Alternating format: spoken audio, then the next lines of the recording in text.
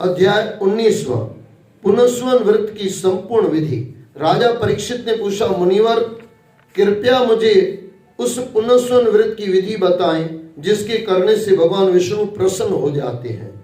यह आपको और मेरे लिए भी काम का है। श्री सुखदेव जी ने कहा, राजन, यह पुनस्वन व्रत संपूर्ण कामनाओं को पूर्ण करने वाला है। स्वागन स्त्री को मार्गशीर्ष शुक्ल प्रतिपदा से अपने पति की आज्ञा लेकर इसे करना चाहिए। पहले मरुदगणों के जन्म की कथा सुनकर ब्राह्मणों से आशीर्वाद लेना चाहिए। फिर प्रतिदिन स्नान आदि से शरीर को पवित्र करके स्वच्छ वस्त्र धारण करें। प्रातःकाल कुछ भी खाने से पहले निराहार भगवान लक्ष्मी नारायण की पूजा करनी चाहिए।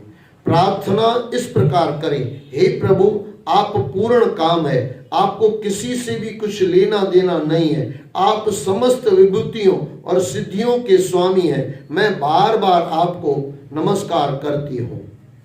हे मेरे आराध्य देव, आप दयामय हैं, आप ही तेजों में तेज हैं। आपकी महानता सदैव स्थिर रहती है। आप ऊर्जावान हैं, आप समस्त ऐश्वर्यों के दाता हैं, आप सर्वशक्तिमान परमेश्वर हैं। श्री लक्ष्मी जी आपकी माया है, श्री लक्ष्मी देवी आपकी माया है, वे आपकी अर्धांगिनी है। भगवान के समस्त गुण आप में विद्यमान है। हे जगत जननी माता, आप मुझ पर प्रसन्न हो, मैं आपको नमन करती हूँ। हे जगत जननी माता, आप मुझ पर प्रसन्न हो, मैं आपको नमन करती हूँ। परीक्षित इस प्रकार स्तुति करके एकाग्र चित्त होकर ओम नमो भगवते महापुरुषाय महानुभावाय मां विभूति पतये सह मां विभूति बलिम पहारणी, अर्थात हे ओंकार स्वरूप महानुभाव महापुरुष समस्त विभूतियों के स्वामी भगवान पुरुषोत्तम को और उनकी महान विभूतियों को मैं नमन करती हूँ। श्लोक ना है तो कोई दिक्कत नहीं, लेकिन अर्थ बराबर होना चाहिए। हे ओंकार स्वरूप महानुभाव महापुरुष समस्त विभूतियों के स्वामी भगवान पुरुषोत्तम को और उनकी महान विभूतियों को मैं नमन करती हूँ और उन्हें पूजा की सामग्री अर्पित करती हूँ।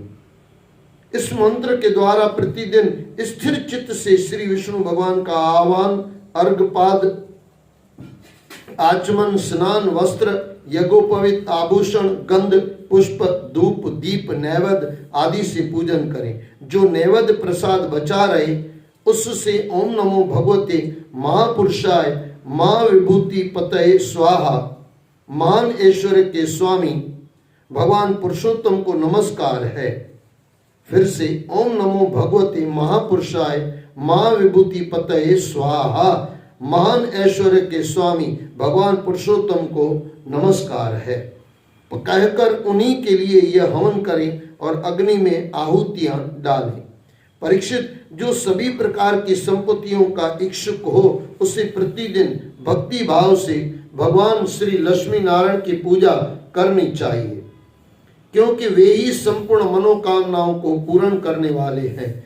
पूर्वोक्त मंत्र का 10 बार जाप करके, पूर्वोक्त मंत्र का यानी ऊपर जो बताया गया, पूर्वोक्त मंत्र का 10 बार जाप करके भक्ति भाव से भगवान के सन्मुख साष्टांग प्रणाम करें और उसके बाद इस स्तोत्र का पाठ करें। हे लक्ष्मी नारायण, आप संपूर्ण जगत के स्वामी हैं और संपूर्ण चराचर जीवों के अधिपति हैं। ये जगत आपकी इच्छा का ही परिणाम है। आप ही इसके आदि और अनंत अंतिम कारण है। अगर ऐसे मिलाने जाओ ना, आदि सच, जुगाद सच, है भी सच, नानक होसी भी सच, क्योंकि आप ही इसके आदि और अंतिम कारण है। श्री लक्ष्मी जी आपकी माया है, अव्यक्त प्रकृति है, इनका पार पाना अत्यंत कठिन है। हे प्रभु, आप ही इस महामाया के अधीश्वर हैं और आप ही परम पुरुष हैं। आप ही यज्ञ हैं और यज्ञ की क्रियाएं हैं। आप सभी फलों को देने वाले हैं। आप ही समस्त प्राणियों के आत्मा हैं। हे प्रभु, आपकी कीर्ति पवित्र है। आप ही मनुष्यों को धन, ऐश्वर्य और यश प्रदान करने वाले हैं। आपकी कृपा के बिना मनुष्य यश का भागी नहीं हो सकता।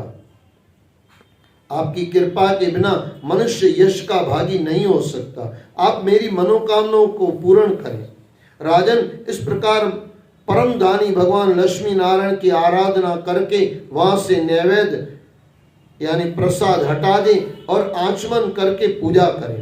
पूजा एकाग्र चित्त और पूर्ण भक्ति भाव से की जानी चाहिए।